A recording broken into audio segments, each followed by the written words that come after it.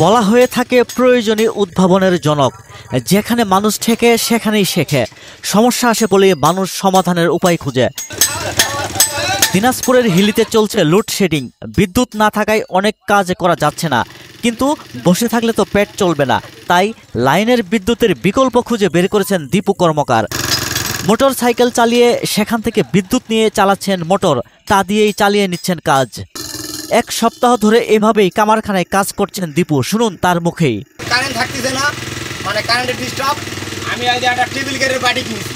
কেনার পরে যে স্প্রে মেশিন আছে না, ওই মেশিনের একটা মানে এক মোটরটা কিনে ওটা হলে লাগাইছি, মনে করেন মিস্ত্রি বেকারাতে লাগিয়ে নিয়েছি। নিয়ে ওটা হলে বাতাস করার জন্য ফ্যান করেছি।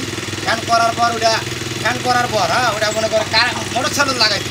ওই মোটর সাইকেলটা স্টার্ট দিয়ে ওটা চালু হচ্ছে এবং ওখান থেকে আবার লাইন লাগে ওটা বাতাস হচ্ছে। হওয়ার পর কারেন্ট গেলেও ওটাও কাছে, কারেন্ট বাদেও চলে, কারেন্ট না থাকলেও চলে যাবে, অ্যাকশন চলতেই চলে।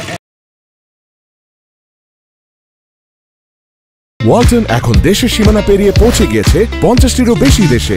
ওয়ালটন, ঘরে ঘরে বিশ্বজুড়ে।